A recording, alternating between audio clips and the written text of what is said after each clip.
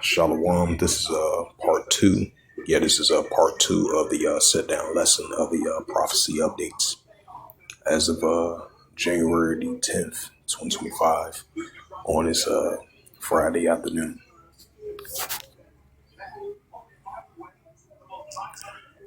Go to rt.com once again.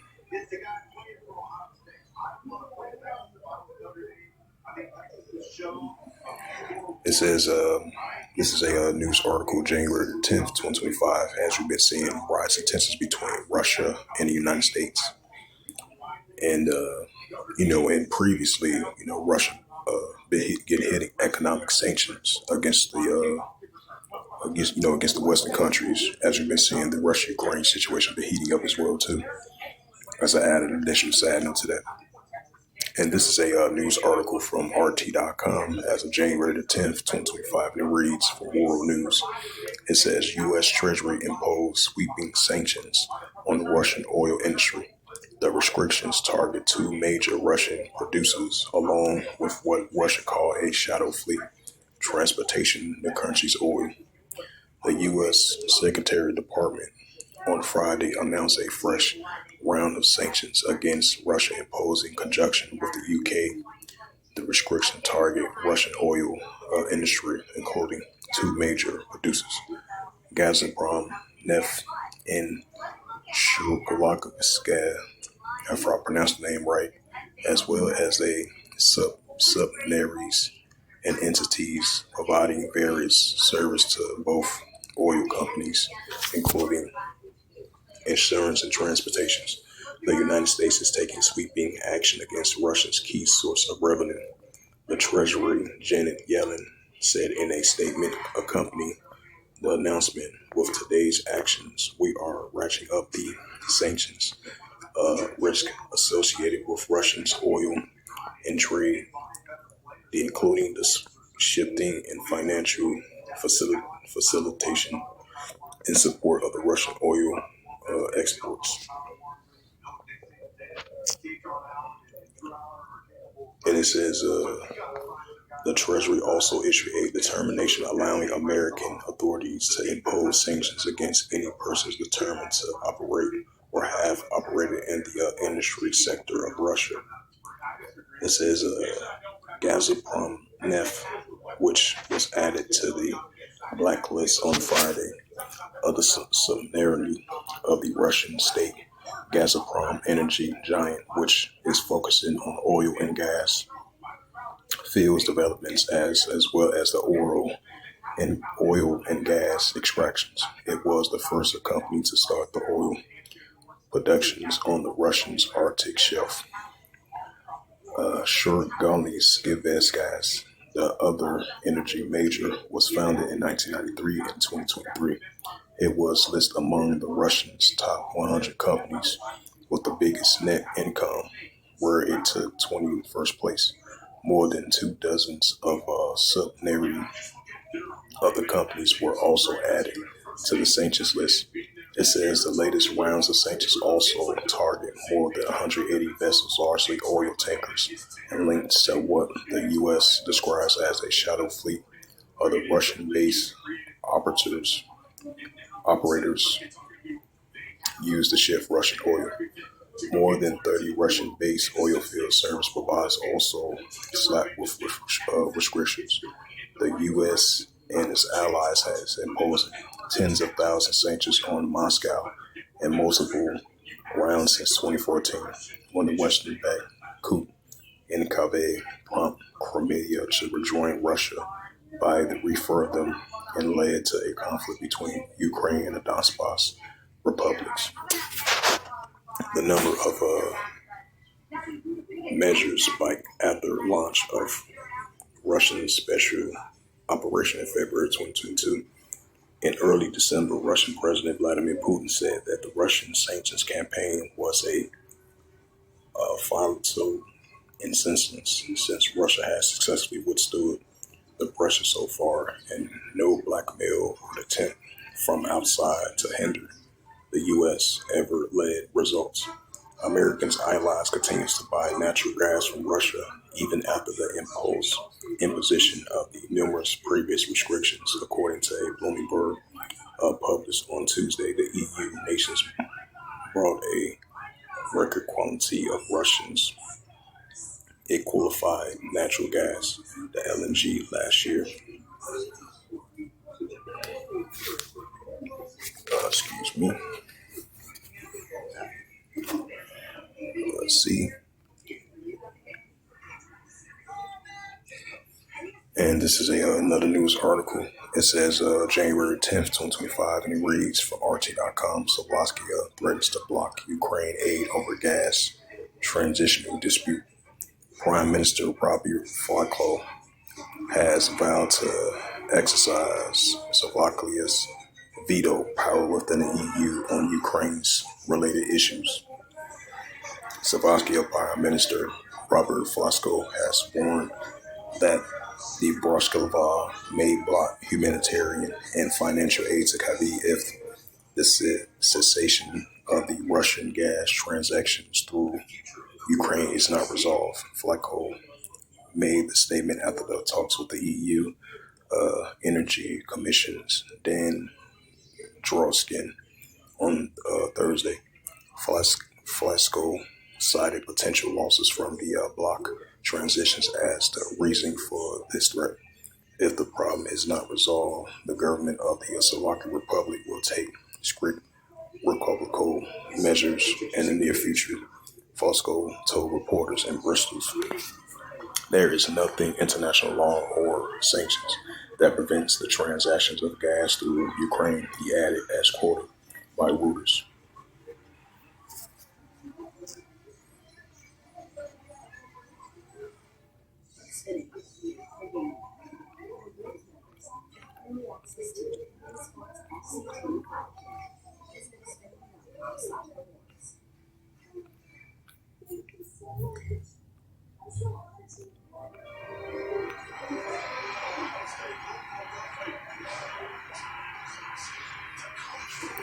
And this is another news article. It says, as of January 10th, 2025, it reads from World News. It says, Canada plans to fight back against Trump terrorists. Bloomberg, the U.S. president-elect has threatened to put a 25% tax on all import Canada goods. Canada is reportedly considered an extension tariffs on American products to impose U.S. and President-elect Donald Trump threats to impose hefty levies on Canadian products entering the country. It says Bloomberg reported on Friday, citing anonymous sources. Trump has said he will impose sweeping tariffs on Canada, Mexico, and China as soon as he takes office in efforts to spur them to crack down on immigration and drugs. Specifically, he had vowed to introduce a 25% tax on all products entering the U.S. from Canada and Mexico, and the additional 10% on tariffs on goods from China.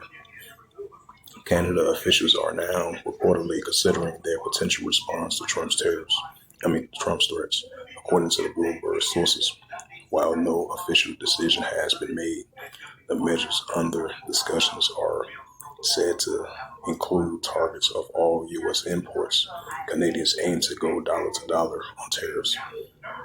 Bloomberg also reported that Canada's Prime Minister Justin Trudeau's government has been examining an option to using export taxes on strategic commodities as oil, uranium, and potash.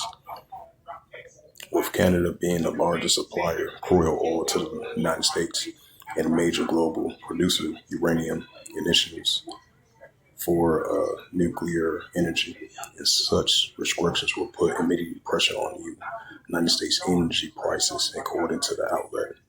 It says Trump also recently suggested that he would be open to using economic force to coerce Canada to become a part of the United States as a 51st state. Earlier this week, Trump even shared a map of social media showing Canada as an American territory.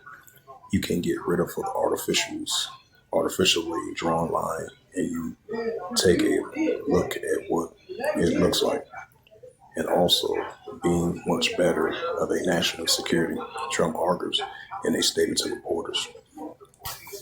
Canadian official says vehemently rejected the idea and actions by Washington, with the Trudeau's stating X that there isn't a snowball chance in hell that Canada will be part of the United States. We're going to see how that plays out. But in the meantime, I'm going to bring out some scriptures. It's the book of St. Mark, chapter 3, and verse 24. It says, and if a kingdom be divided against itself, the kingdom cannot stand. Right, modern day kingdoms being divided, that's what we're seeing as a prime example, even though those are wars, those are rumors. St. Mark chapter 3, verse 25. And if a house be divided against itself, the house cannot stand. St. Mark 3, verse 26. And if Satan rise up against himself, be divided, cannot stand, but have an end. It's the book of Luke 21 and verse 25. And there shall be signs in the sun and the moon and the stars upon the earth. The disgrace of nations will perplex and seas raging more.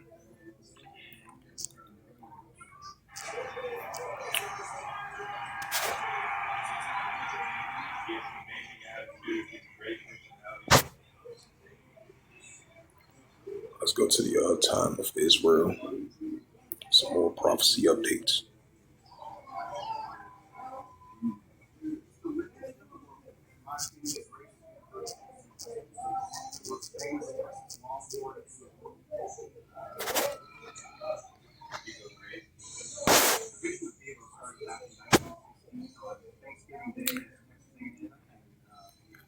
It says Turkey rep France says U.S. only counterpart in northeastern Syria. It says Biden to deliver a capstone foreign policy address on Monday. It says U.S. seeks 15 years imprisonment for disgraced former New Jersey Senator Mendez. And it says most of the U.S. intel says it's unlikely foreign advisories behind the Havana syndrome. It says 20 Israeli jets take 2 ports as a power plant used by the Houthis in Yemen. The IAF strike comes soon after reports of the U.S. laid raid on areas of the north of Sinai. It says the Prime Minister vows more attacks if the group's drone ballistic missiles fire continues, which they is going to continue because they the Houthi rebels, which is a pro-Iranian group, so they're going to continue to be in solidarity with the Palestinians, and they're going to continue to target areas in that region over there in the Mediterranean Sea and over there in the Red Sea and the Gulf of Aden, which they've been previously doing ever since 2 years now, all the way into now. So we're definitely going to be seeing more increasing rise in tensions between Great Britain and the United States and the Israel Defense Force, which is coalition. The coalition of allies going against the Houthi rebels. It says arms says trio suspect the Houthi drones down, ending a short-lived. Bring up that Matthew 24 verse 6. Yeah, so those are signs of wars and rumors of wars.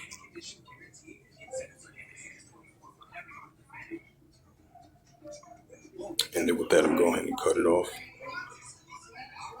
Yep. Matthew 24 verse 7. For nation shall rise against nation and kingdom against kingdom.